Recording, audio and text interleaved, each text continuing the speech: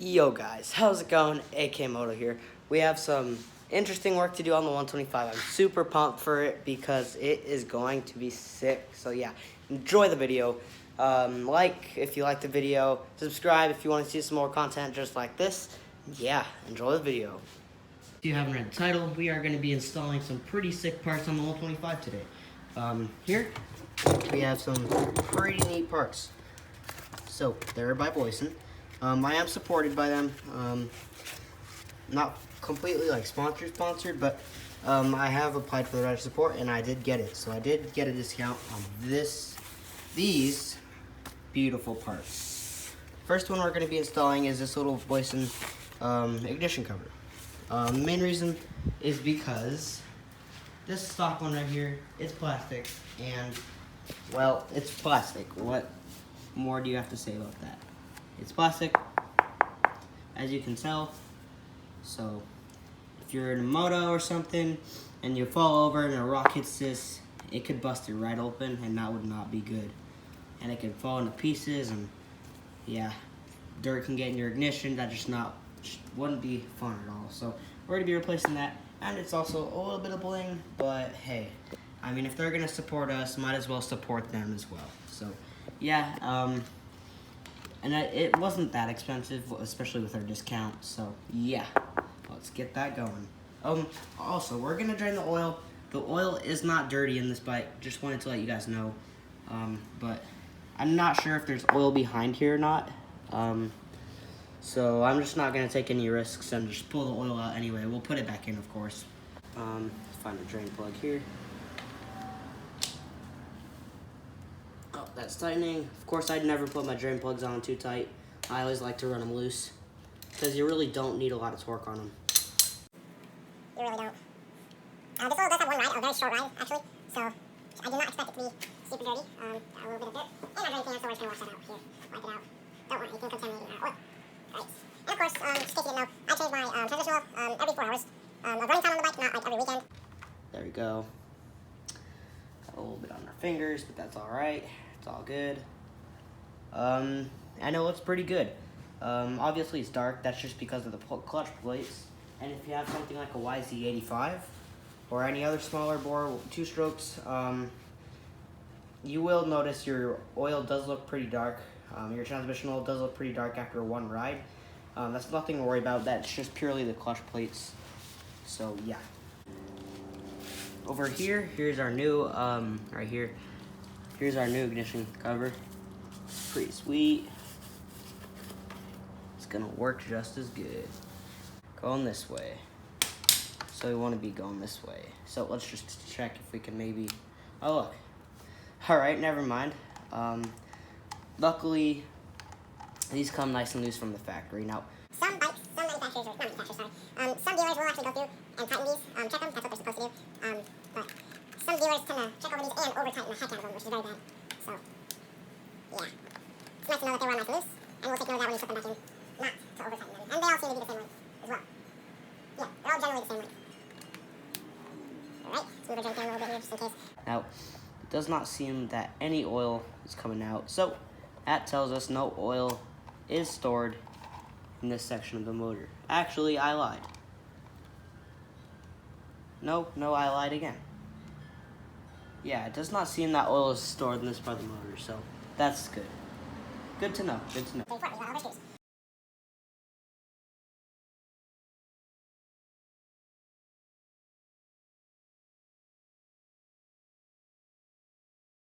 Now we have our Boyesen one, which of course comes with a new gasket. Like that. I just kind of fit that in like that. Boom, fresh gasket. Comes with one. And yeah, there's the ignition. Pretty sweet, pretty sweet. So, oh yeah guys, this is gonna look so sick. Oh yeah. Got it. Alright. Now let's start putting these back in. First we'll go with this one right here. Fit it, make sure the gasket's in place. Not gonna tighten them all down. Just gonna kind of just get them started, you know.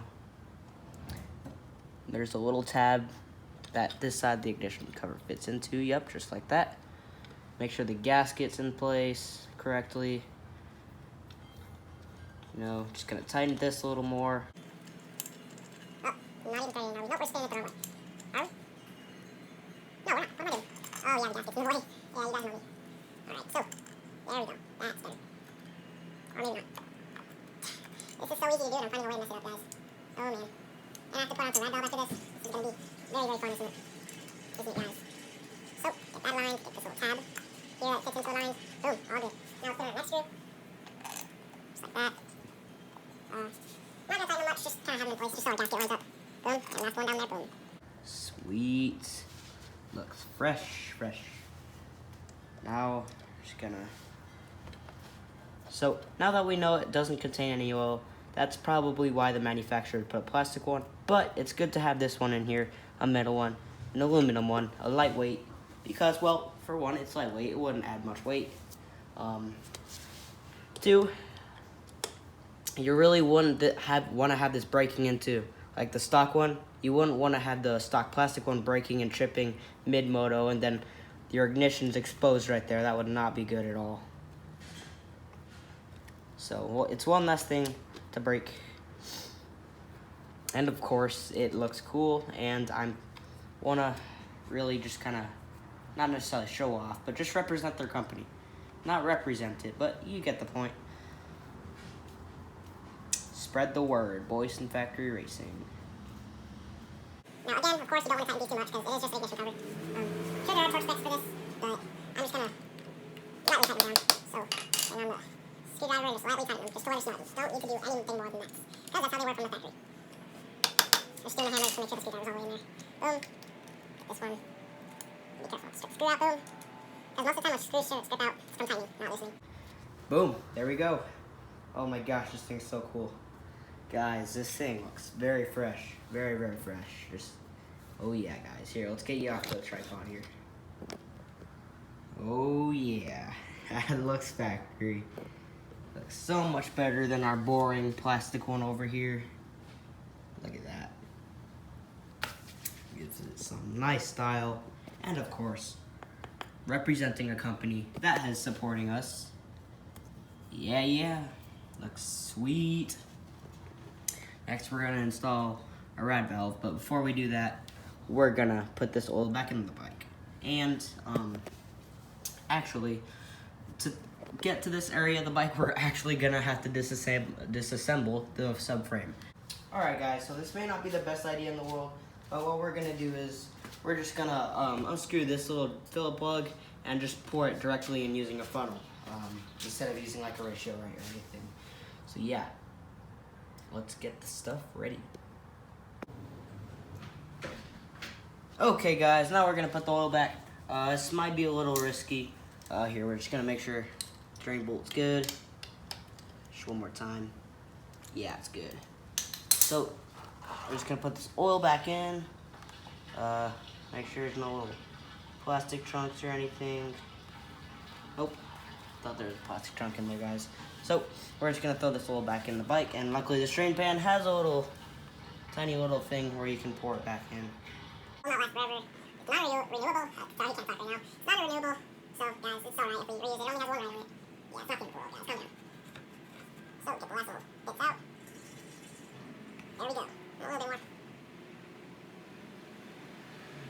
Yeah, there we go. And, just to be safe, I'm actually going to add just a little bit extra because a little bit might have, drained. A little bit might have drained from that oil pan and stuff, so we're just going to add a little extra. Just a little, not too much. And yeah, there we go. Put the little Phillip plug back in the bike. Maybe go out like a work station glue or something, but hey, it's alright. That's just bling. Focus on performance first, and then bling. Because on my 85, I was pretty happy with the performance of the bike. I'm happy with this one. But on the 85 is like all I wanted. And if I had like $100 to spend for the 85, it would probably be on bling parts.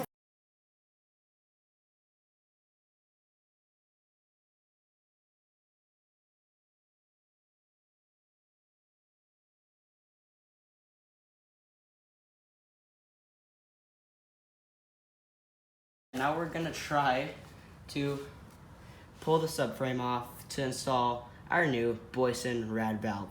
This is gonna be sweet if I can get it on. Okay guys, now we're gonna move on to the project of the Boyesen reed cage. This is gonna be way harder to install, but basically this is a performance reed cage that will supposedly help out the top end of the bike if jetted correctly. So I may have to rejet the bike today. It did give me some instructions on what to do, so we may have to do that. and I am not good at jetting, so this is gonna be very interesting. But just in case, you may not be the most dirt bike savvy person, it replaces this little green and black piece right here. And yeah, it's a performance mod. It's a performance part to put on the bike. And in order to do that, we gotta take apart this whole back of the bike. So this is gonna be very, very interesting. Yeah, let's get working on that. First, we're gonna remove the 2 seat bolts. I already did that just to save a little bit of time. Pull up the seat. I could remove the gas tank, but I don't think I will be. Just mainly because it's gonna be a little bit messy. It's not too bad, but put that there. And we'll probably remove the filter. Look at that filter skin, guys. That's saving us from saving our filter right there. Look at that, waterproof and everything. Shout out to Outwear's pre-filters. They make some quality stuff. But we're probably gonna pull off the filter and put a wash cap on just to be safe, just while we're working on the bike. Okay guys, something I just want to mention real quick is I've had this filter on the bike for like 3 or 4 rides. Race day and no, maybe like so I've had this bike on for a practice, a very muddy practice, race day, and today. So clearly the pre-filter has been doing its job with catching that little bit of dust, and it pretty much looks untouched. So yeah, pre-filter doing good, and the filter is pretty clean as well. Now we're just probably gonna move on to taking the subframe off. And yeah, got our twin air box wash cover in there just to prevent anything from getting, you know, stuck in there while we're messing with all this stuff. Yeah, let's get right to it. Okay guys, now we're going to not remove, but start loosening up the subframe. We're actually probably going to end up removing these little bolts, so yeah. Get this done. A little bit nervous because I'm literally tearing into the frame like a dirt bike, but I love it, and it's still pretty dang new, so yeah. Alright, not too tight, good to see, good to see. And believe it or not, this is actually the same socket that I use with my drain plug, my old drain plug, so that's really, really nice. Got that out, and I am marking on a piece of paper which one's going which side, just so I can make sure I put everything right back where it came from. Because I'm pretty sure y'all get the concept. Oh, look at that. Our frame guard won't quite let us get to the bolt. That sucks. Man, I don't know what to do, guys. I could just rip the frame guard off. I don't want to, but I'll probably have to, and that's okay. For a turn where you have to use your rear brake. So this is not the first time I pulled this little mechanism apart. I actually did when I installed my frame guards. So I'm just gonna have to pull them off again. Is what it is. So I'll give you guys a try. We just pivot this out of the way once we get it off. I'd like to get an impact driver just to, you know, speed up like processes like this. But hey, right now we have the basics and you gotta work with what you got. So it's quite a long bolt. This really is. And if we can take a look at this bearing, it'd be great if I would re-grease it. I don't know, we'll have to take a look at the bearing to see if it's something that I could do. All the way out, should be all the way out. Yeah, it's all the way out. So get that, try and get the spring out. Just kind of do it like that. And we just gotta pivot that all the way. Simple enough. Now, I will have to cut this inside. I don't want to, but you know what? We have to cut it. That's alright. Might have an extra one, I don't know. And we also have to undo that screw, which is probably unreasonably tight. Because I really would not be planning to take that screw out. Okay, guys. So my plan actually is just to cut this inside. There's one right here, so we'll just kind of swing it out of the way, if you know what I mean. Alright, so probably be easier to do from this side. Oh, wow. Man, I cut that a little bit waterline. That's interesting. So yeah, we could cut it in a position where we might have been able to save it, but it's just isn't tight, guys. It's all good, it's all good. Now, because I know this screw is very likely to strip on me, I'm actually just gonna pound it in with a hammer. Yeah, guys, this is definitely very tight. Way too tight for my liking. See, this is why you should have an impact driver, guys. So you wouldn't have to do this kind of stuff. Like an impact screwdriver, sorry, not an impact driver like a DeWalt one. I'm talking about like an impact screwdriver.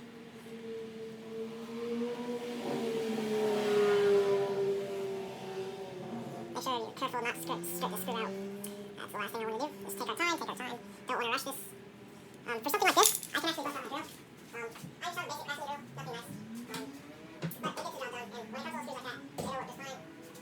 So, just to do that, I have our crafting drill right here. Here, we'll put this card pin. We'll put that back in a minute. Put on my little piece of paper on labeling everything. Oh, we actually have a little toolkit, ATX toolkit. It's like a T-handle kit, but I also use like this, and there are bits for things like my drill. It works pretty well. So, get a little screwdriver bit out. Put it on like so, just like that. And also just speed up the process a little bit. And we can apply more force. Of course, you want to put it in the low, though. This stuff doesn't struggle. Low. And it looks like it's going that way. So, put this on, press hard. Take our time. Alright, there you go. It's out. Yep, there it goes. Alright guys, definitely was a good call to use a good old Craftsman drill. Definitely a good call. So, I mean, it's little things that'll slow us down, but hey, it's alright. We'll get it done, we'll get it done. So we'll put these 2 bolts on my little diagram where I'm just kind of marking down what goes to where, because I know if they send us for 2 days, I will not remember it. So, take wax, spray pin, and spray guard.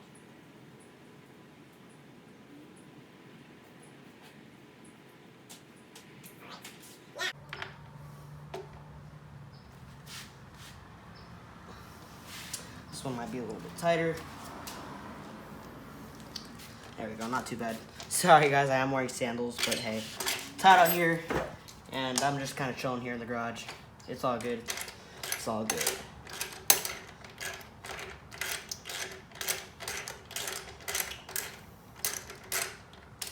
Boom. Got that. Alright guys, to get this bolt out, we're actually going to use an extension, like I do a lot of the time. Extension, double the extension. Get that loose. This one shouldn't be too loose or too tight. And of course, when we do put these bolts back, we will torque them. Now, I do not plan to totally take the subframe off. I just plan to get it generally loose. But judging by the looks of it now, we'll probably end up taking the whole thing off. Now, before I remove that bolt, I'm going to remove some of the stuff for the air box, just so when we're ready to pull it off, we can just pull it right off. We don't have to worry about any air boots or anything like that. We have to get to this bolt somehow. I don't know how we're going to get to that with the position that's in right now. I might be able to squeeze a little Allen in there, we'll see. And of course, that one should not be too tight. Highly doubt it. That thing's tight, I don't know who built this bike or what they were thinking. Get that little thing in there. I don't wait for it. This one, let's see if this will fit. Does it? It's really hard to tell. I don't know, it's really hard to tell with a little bolt so small. It's actually kind of hard to tell if it's like actually fitting or not. Here, let's try this one out. This one's too small, we'll know it right away. Yeah, this one's too small. So I guess we're using this one. I guess it's just not that deep of an island, I guess. Either way, we're gonna have to try and unscrew it from here. Somehow. Oh, sweet, easy. Very easy to bust that loose. Let's get that a little loose. You don't have to completely undo it. You just have to get it loose enough to where we can kind of get that air boot off without any issues. Get that a little looser. Alright, sweet, looking good. Now, we can pull off the frame. We do have to. Now, let's try and pull off this subframe.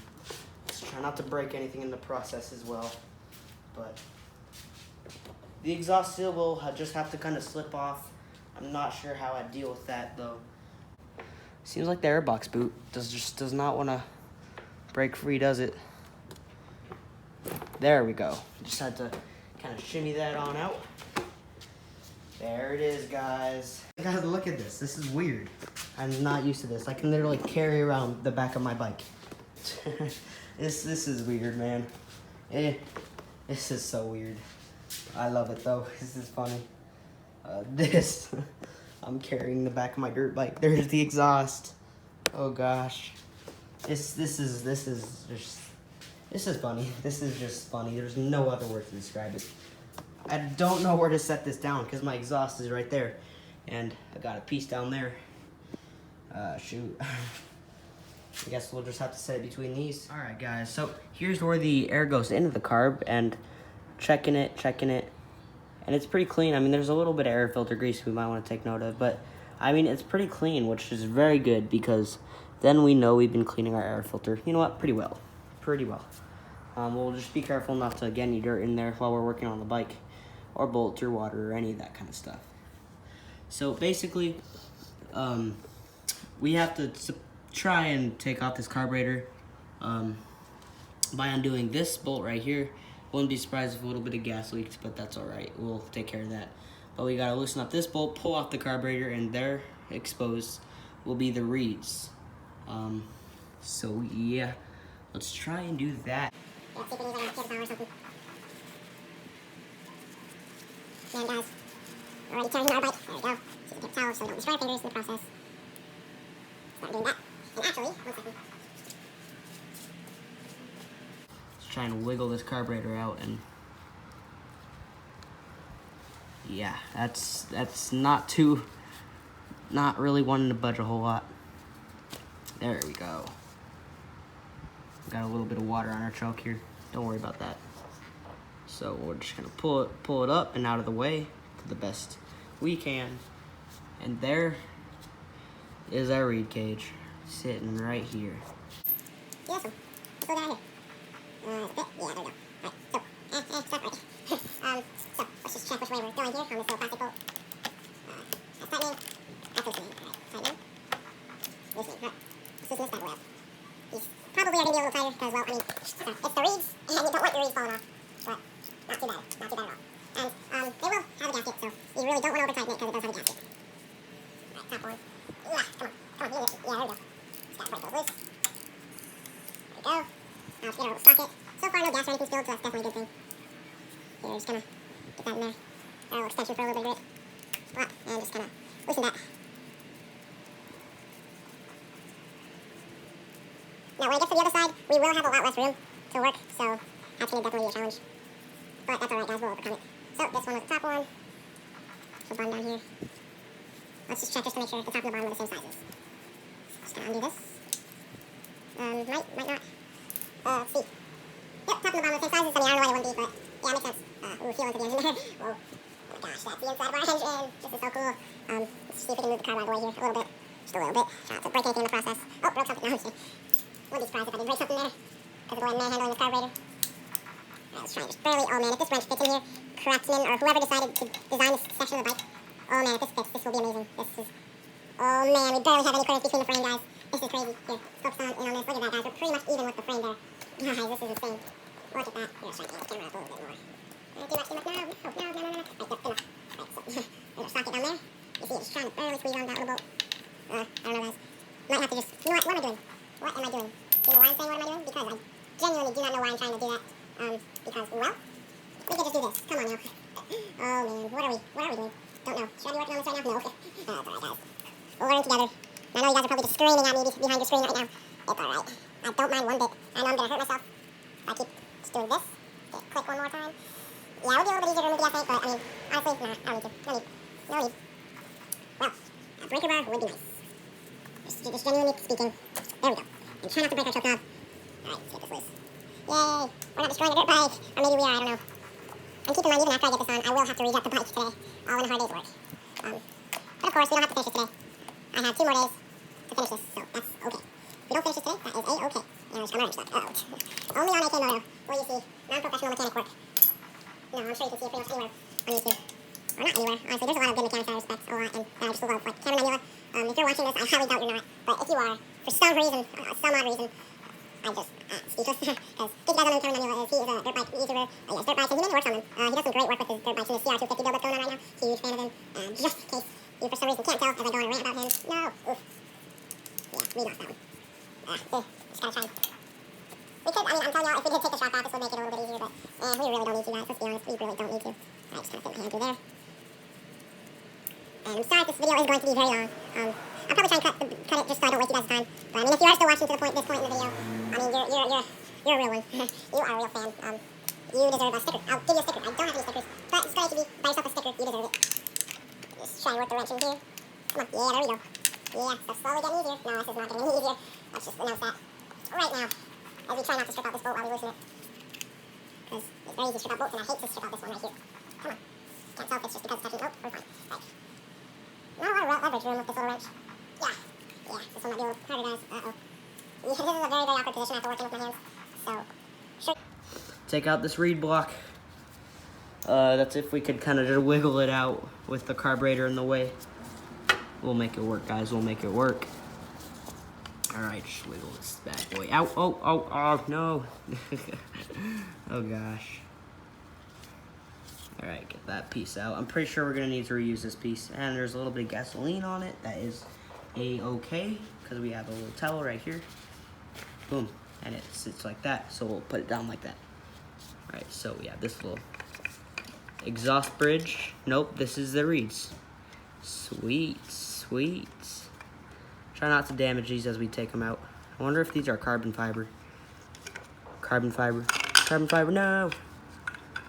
I don't think these are carbon fiber. I would be very surprised. Ooh, they might just be carbon fiber. As I try and wiggle them out. If they're carbon fiber, I sure am not treating them like they are carbon fiber. Come on, little reeds, come out. All right, here you go. Yes. Just, yeah, okay. we just got the reeds into a very awkward situation. You know what, just take it out from the other side. What am I doing? Yep, yeah. Okay, so here are the stock reeds. Can I have some help? Okay. But here are the stock reeds. Yeah, let's do a quick comparison to the Boyesen one and these ones. So here's a little comparison on the Boyesen one. As you can see, not too restrictive.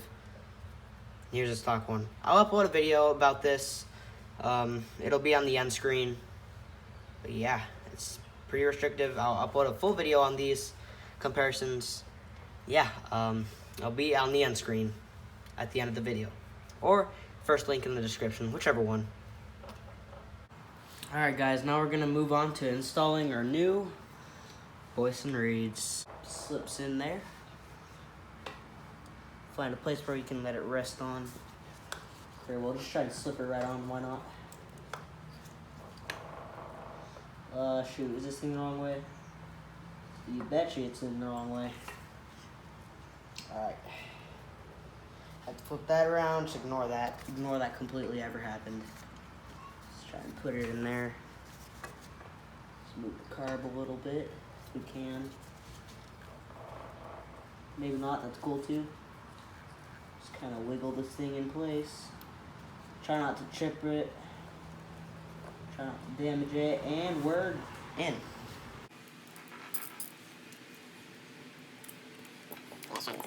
Move it.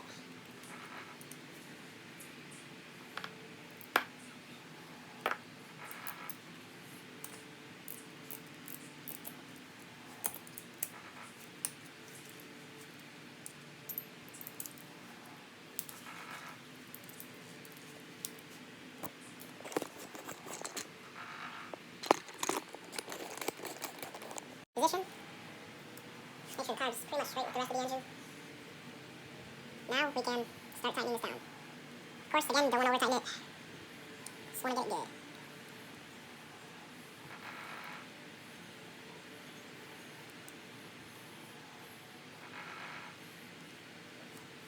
Alright guys, so I'm pretty sure that's tight enough. Doesn't come out or anything, and we don't want to over tighten that clamp.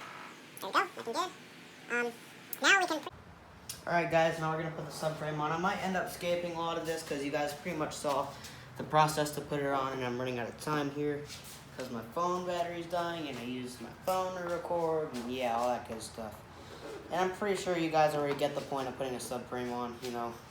You just line up the tabs and boom, you're done. Alright guys, we're pretty much done with putting on the subframe. Now I just need to torque some of the bolts. So these ones down here are going to be 2.9 Newton meters.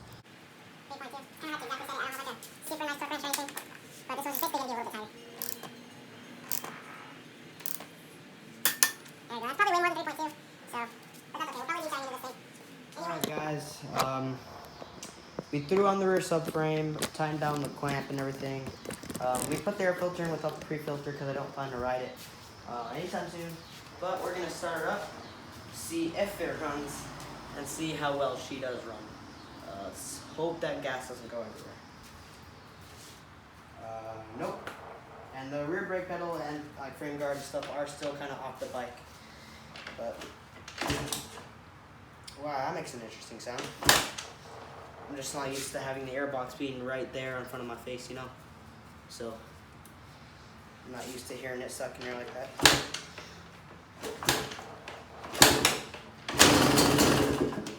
Oh, she doesn't quite want to start.